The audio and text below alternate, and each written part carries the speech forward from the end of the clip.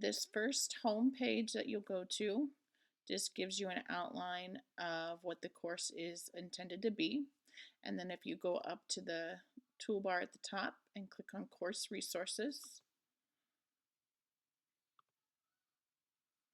you are going to find the 2 items that you need to do for credit.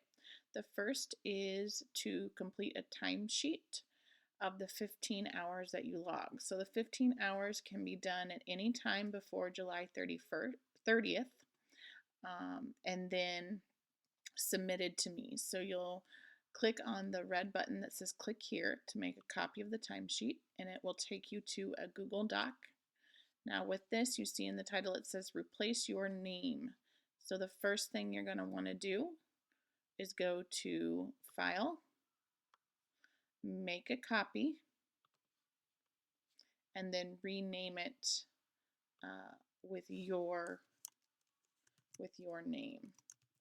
So create that and make sure that once you create it and you complete it, you share it with me so that I have that for the class credit. So it says here you must total at least 12 hours. So with that, that's 12 hours on the site of looking through some of the resources. And then the additional 3 hours will be the 3 Zoom sessions where we zoom in and talk about what you've learned so far, what you've picked up. So there's the timesheet that you'll be doing. So let's go back to the site now. So the timesheet's the first thing you need to do for credit. The second thing you need to do for credit is a course summary.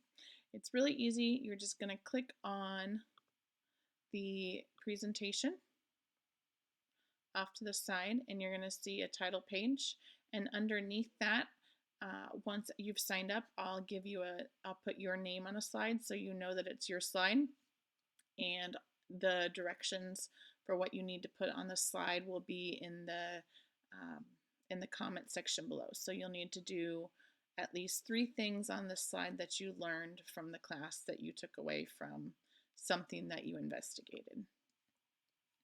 So those are the 2 major requirements, and those again are found in the course resources page. And then these last 2 buttons, or the last 2 places you can click in this toolbar, is the Google Classroom resources and the Seesaw resources. So some of you may be interested in Google Classroom, and some of you, especially lower elementary, may be more interested in looking at the Seesaw resources. It's completely up to you how much time you want to spend in what area. It really doesn't matter to me as long as you put in your 12 hours of time looking through and learning about some of the different components of whatever interests you. So with the Google Classroom, I've divided it into 2 separate pages. There's a page for beginners or novice learners, and there's also a page for more advanced learners.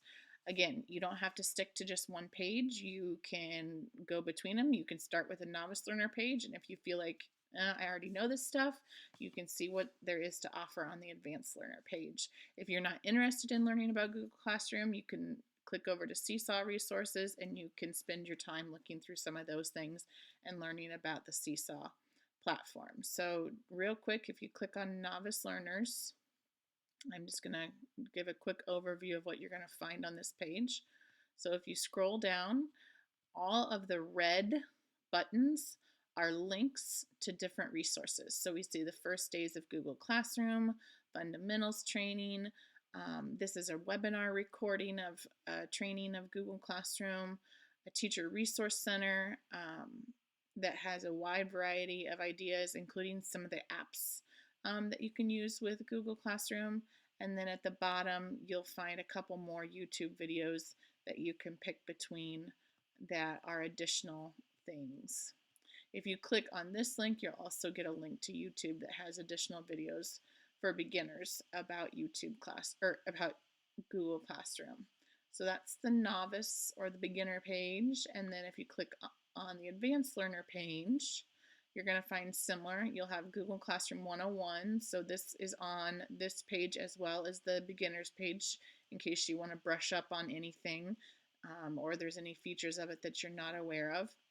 The second button is going to take you to more advanced training that Google offers for using technology in the classroom. The Teacher Resource Center Getting Started has tons of things on there that get more in depth with Google Classroom. Managing Teaching and Learning with the Classroom, and then there's also a link to using Google Forms specifically in Google Classroom, because Google Forms you can use a lot in a variety of ways on Google Classroom, including assessment and several other things. And then at the bottom you're going to find a few more YouTube videos about some different things, like Jamboard, which is a whiteboard, interactive whiteboard app. Also, there's some tips and tricks. Loom, if some of you may have heard Loom. So lots of different things you can do in Google Classroom with add-on apps to use. And the last icon is Seesaw Resources. If you click on that, it's going to be very similar to the other two pages. This picture here will take you directly to the Seesaw page where you can sign up for a free account, and then below you're going to see different buttons that are going to take you to different trainings and PD resources, including a video that Jane Trotter did. She recorded a session on Seesaw through the AEA PD, and then at the bottom some additional video YouTube resources, and I believe there is a link. Oh yeah, there's a link to an article, 5 Surprising Things You Can Do with Seesaw. Like I said, as I was playing around with this, there's so many places to go, so many different things that you can investigate.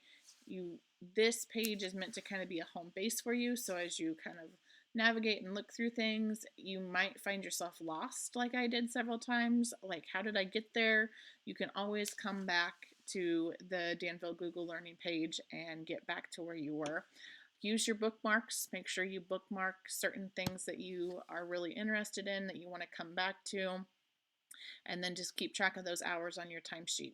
12 hours on your timesheet that need to be spent on resources, and then there will be 3 hours of Zoom session where everybody in the class will meet at certain times and we'll talk about some of the things that you learned. It'll just be more like a sharing session more than anything else. So that is it. If you have any questions, feel free to email me at any time. I would be happy to help you with your questions. Otherwise, happy learning.